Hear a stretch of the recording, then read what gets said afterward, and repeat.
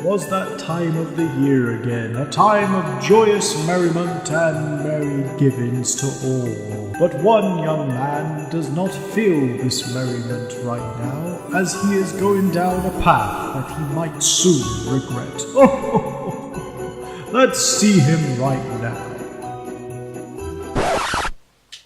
I feel ridiculous.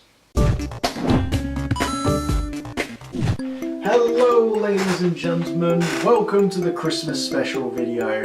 I know it's not much of a Christmas video. Well, I was kind of stuck for a review for this holiday season, but you know, since it is the season to be jolly and joyous, I thought, no, that wasn't very Christmassy, wasn't it? Look, don't worry about this. Look, I will try and get Christmas in this video somehow. Now, I want to point this out first and foremost because I guess the few people that are writing the comments are thinking of it anyway. I'm not reviewing this movie just because Channel Awesome kind of got his ass kicked by a lot of things with allegations about the company for various reasons. I'm doing this because I've always wanted to talk about this movie and the others for quite some time now, and I thought, why the hell not? It's Christmas, let's review this movie first. So to give you guys a quick history lesson about the... I want to say company, but I know they're not. Oh well. When the internet and YouTube was still young, some guy in a white t-shirt and glasses made a video complaining about an NES game he played as a kid, and this sparked a whole load of other people wanting to make video reviews about games, movies, comic books, and etc. And one of them was this man right here, Doug Walker, aka Screaming Manchild, aka the Nostalgia Critic. But after YouTube bought into that whole copyright thing and banned a few people from the site, Doug, along with his brother and some other dudes, set up a site which was originally titled That Guy with the Glasses, which later came to be known as Channel Awesome. During this time, other producers also joined the site with their shows and characters, and it became one of the most popular viewing sites on the web, to which I was also a fan of the site. In 2010, after 2 years on the site, Doug and his team decided to make an anniversary movie with everyone, simply titled Kickassia. This movie was divided into 6 parts and was released fully onto DVD. You could tell it was a big thing too, because they even flew everyone involved with the movie out on a location to film, so people were pretty hyped about it, and this is the movie we'll be looking at today. Now, as to why I'm reviewing this first instead of their first anniversary video, the answer is quite simple. That wasn't a movie at all. That was just a bunch of people meeting up and fighting in a badly choreographed brawl. So with all that out of the way, let's get right down to this video. So we begin with an opening narration. There is a nation called Whalley, a micronation, to be precise, located just outside of Reno. Oh, and just to let the viewers know, or even remember, this is an actual location too. So the narrator goes on explaining about the nation a bit more until we finally get into our opening credits with added theme music.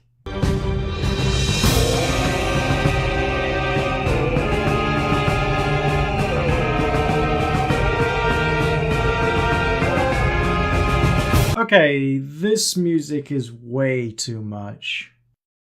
Still catchy though. After that, we see the actual president of this land doing yoga? Oh god, okay, that was just added in there, wasn't it? That was Doug's voice there. Who could... Oh my god. Also, is the president falling asleep?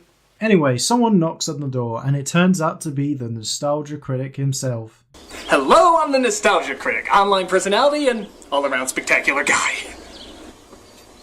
So, let's just cut to the chase here. I am going to invade you. My army is going to take you down, conquer Whalley, and take it as our own. This of course doesn't work, and the critic goes off to call everyone up saying, It's time. This leads to everyone calling him back, asking him what he really means, and this scene goes on for far too long for the joke itself to die. So the critic flies them out, meets in a hotel room, and explains his plan. We are going to take over the land of Whalley! But it's only an acre of land! What can we do with an acre of land? You know, there's another group of people that thought like you, Linkara, and they were called Nazis! They were closed-minded, hate-filled people that just want everything their way. Are you a Nazi, Linkara? No. Are you a Nazi, Linkara? No. Because I don't want any Nazis around here! No, I'm not a Nazi! Now let me tell you about a group of people that didn't give up. They were called Nazis. Oh my god, please stop with the Nazi jokes already, or you're gonna break the internet. Again. Alright everybody, what are we waiting for? Let's go kick some Malasia! So after that, we see that the president has a strange sense of humour. I say we keep our defenses high, but not worry too much about it. Good. What? So the Critic and his gang head out for the attack, but the president, of course, defends himself easily.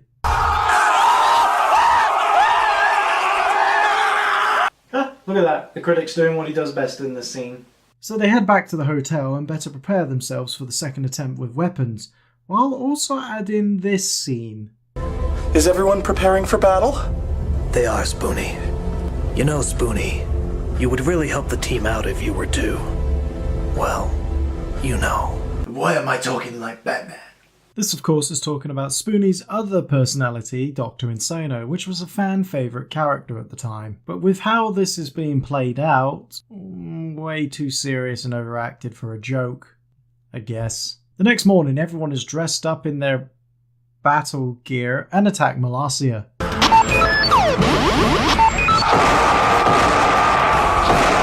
Oh no, look how he's using outdated visual effects. So after getting through the open field and tackling a fence, It's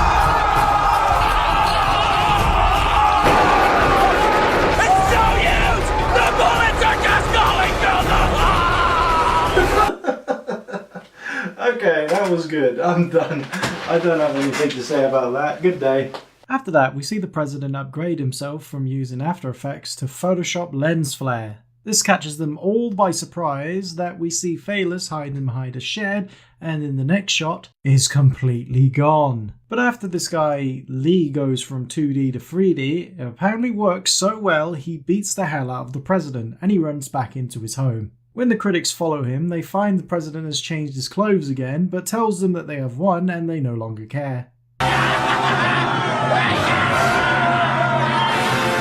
In the next scene, we see how the nation is doing, and we see all of it, I mean. It goes on forever. We even see a Paul Toole dude standing in as a flag holder. Hey, you right back, movie. We also see the nostalgia chick as the vice president and doing a political knockoff. Also, is it just me, or is our reporter looking a bit unsure / awkward in this scene? And of course it wouldn't be complete without an interview of Mr. Ego himself. Mr. Critic, would you say your diabolical plan is to take over the world? Naturally! Well then, would you say your plan is to one day conquer the galaxy? Eventually!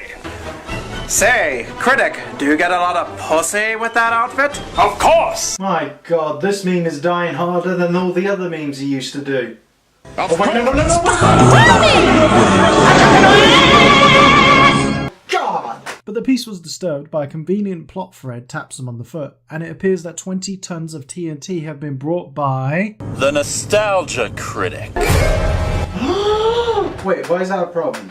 This place was already loaded with explosions and wooden cannons, and also... I'm debating about this way too much, aren't I? So while the gang grabs Snob, we see that the vice president is trying to poison the critic, but of course it doesn't work thanks to the power of stupidity. But that also just allows everyone else to come up with their own plan to axe him off. Okay, now what exactly is going on here? A whole lot of shit is going down, Snob. Tell him about it, Lee. Fortunately, it seems that Snob is on the critic's side and he decides to break news to him gently.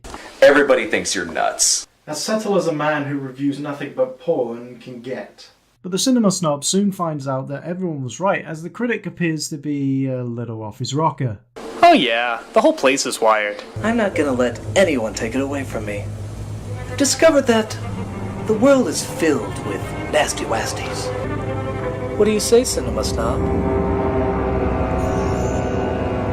You're not one of those nasty wasties, are you?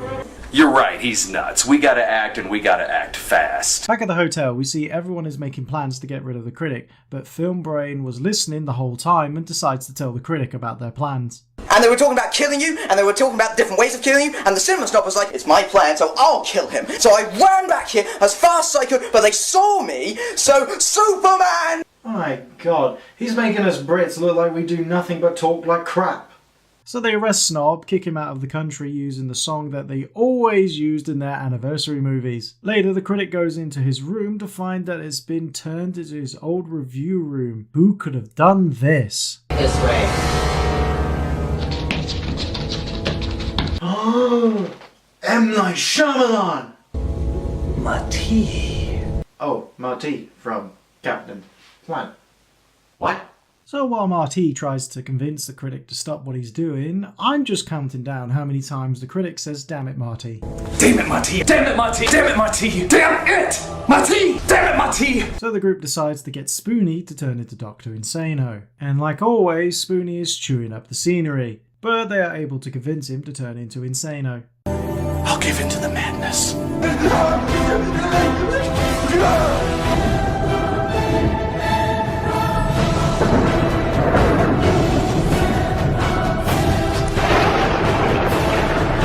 So Spoonie transforms into the popular character, and what kind of evil plans has he got in store for the critic? Giant robots, laser guns, or even maybe...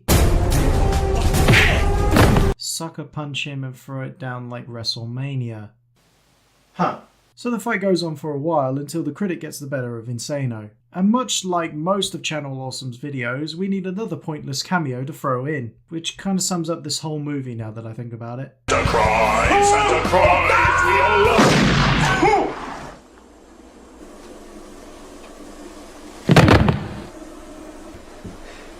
Huh.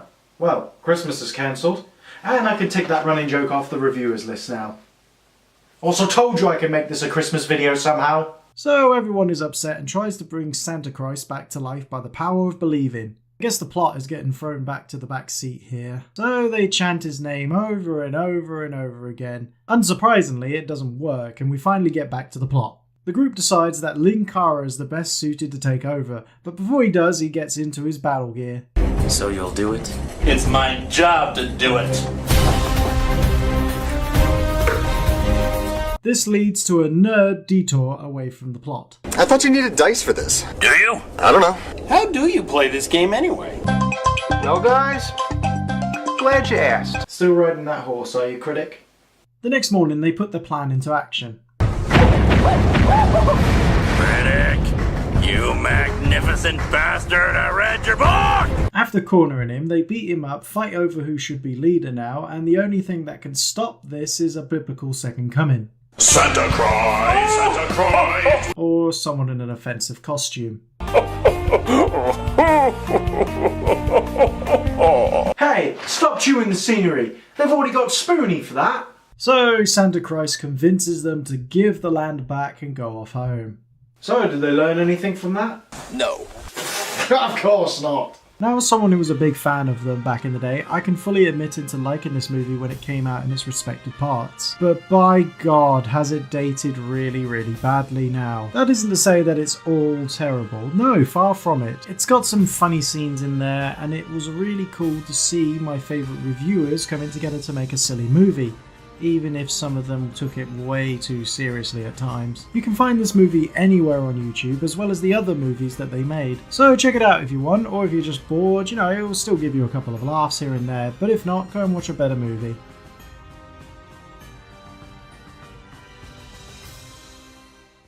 And that's my review of Kickassia. And with that out of the way, I want to wish everyone a Merry Christmas and a Happy New Year. Take care, everyone.